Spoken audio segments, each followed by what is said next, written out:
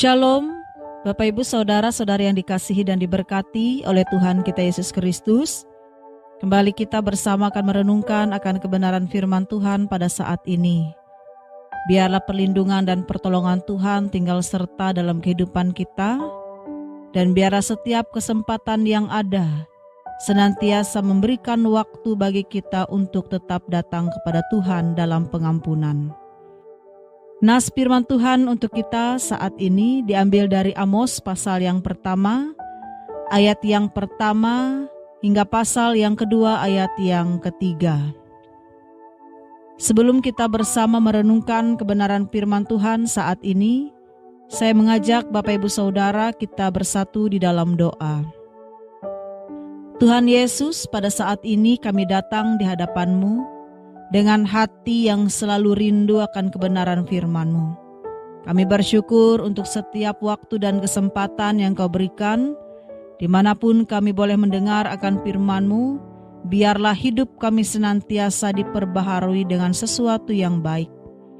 Ya Tuhan, siapkan hati dan pikiran kami, singkirkan segala kesombongan, kesibukan, dan kekerasan hati yang mungkin menghalangi kami mendengar akan suara-Mu. Biarlah firman yang akan kami dengar bukan hanya sekedar informasi, tetapi menjadi teguran, penghiburan, dan perubahan nyata dalam kehidupan kami. Urapilah hamba-Mu yang akan menyampaikan kebenaran dari kitab Amos. Biarlah setiap kata yang keluar dari Roh-Mu dan membawa terang bagi kami semua. Ajarlah kami untuk tidak menyepelekan dosa, dan berikan keberanian untuk hidup benar di hadapan-Mu. Di dalam nama Tuhan Yesus Kristus kami berdoa. Amin. Amos pasal yang pertama, ayat yang pertama sampai pada pasal yang kedua ayat yang ketiga. Diberi judul bagi kita, jangan anggap enteng dosa kalau tidak mau menuai murka Tuhan. Bapak Ibu Saudara-saudari yang dikasihi dalam Tuhan kita Yesus Kristus, judul ini dibuat bagi kita terlebih menjadi peringatan dan juga teguran bahwa jangan kita menganggap enteng akan dosa itu kalau kita tidak mau menuai murka Tuhan terjadi. Seringkali kita berpikir bahwa kejahatan akan dibiarkan lewat begitu saja. Kita melihat bagaimana dunia yang semakin tidak adil, dan kita pun bertanya, di manakah Tuhan? Tapi kitab Amos membuka mata kita. Tuhan melihat, Tuhan mencatat, dan Tuhan akan bertindak. Bapak Ibu Saudara, nabi dari selatan untuk utara dan bangsa-bangsa. Amos bukan nabi yang hebat. Ia bukan anak nabi. Ia hanya gembala dari Tekoa, daerah kecil di selatan Yehuda. Tapi Tuhan memanggilnya untuk menyampaikan pesan penghakiman, bukan hanya kepada Israel dan Yehuda, tetapi juga kepada bangsa-bangsa di sekelilingnya. Kita bisa melihat di dalam Amos, pasalnya yang pertama, ayat yang pertama, hingga pasal yang kedua ayat yang ketiga, di mana bagian dari pukulan-pukulan awal Tuhan atas 6 bangsa asing. Yang pertama, Damsyik karena kekejaman terhadap Gilead, dan yang kedua Gaza karena menjual orang sebagai budak. Yang ketiga Tirus karena mengingkari perjanjian persaudaraan. Kemudian Edom karena kebencian tak berujung terhadap saudara.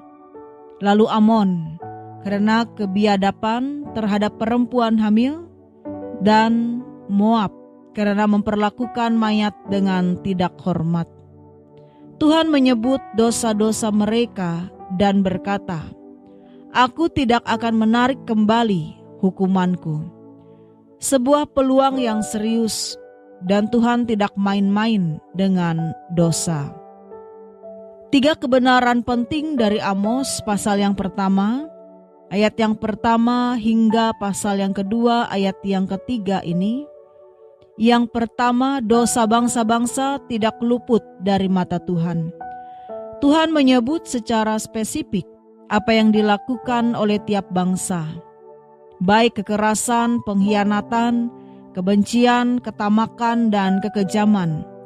Semuanya dicatat dan semuanya diadili. Artinya tidak ada satupun dosa yang terlalu jauh dari perhatian Tuhan. Dunia mungkin menutup mata, tetapi Tuhan tidak. Ia melihat ketidakadilan sosial, perdagangan manusia, dan kekerasan terhadap yang tidak berdaya. Dan Tuhan di sini tidak tinggal diam. Jangan berkata, bahwa itu adalah urusan negara lain, bukan urusan kita. Kalau kita diam terhadap ketidakadilan, kita tidak di pihak penindas. Lalu yang kedua, Tuhan peduli pada moralitas internasional, bukan hanya bangsa pilihan. Bapak Ibu Saudara, kita sering berpikir bahwa Tuhan hanya marah kalau umatnya berdosa. Tetapi dalam kitab Amos, pasal yang pertama, ayat yang pertama, hingga pasalnya yang kedua, ayat yang ketiga, di mana di sini berbicara tentang bangsa-bangsa non-Israel pun diadili Tuhan. Mengapa demikian? Karena Tuhan adalah hakim seluruh bumi. Pesan bagi kita, jangan kita berpikir kita ini kebal dari penghakiman hanya karena kita adalah orang Kristen. Kalau hidup kita tidak benar, kalau gereja itu tidak berfungsi sebagai terang dunia, maka kita juga akan diadili. Yang ketiga, Tuhan memberi batas, tapi ada waktu penghakiman. Kalimat ini berbicara kepada kita, karena tidak 3 perbuatan jahat, bahkan 4, aku tidak akan menarik kembali hukumanku. Itu bukanlah hitungan matematika, tapi peringatan bahwa Tuhan sabar, tetapi kesabarannya juga ada batas.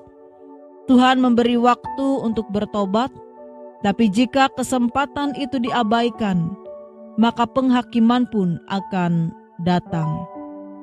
Bapak Ibu Saudara terkasih dan diberkati oleh Tuhan kita Yesus Kristus, dari firman ini, hal apakah yang boleh kita renungkan dan kita pelajari bersama?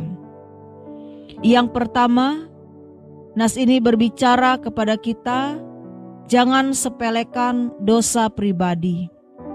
Dosa yang kita pikir kecil bisa mendatangkan murka besar.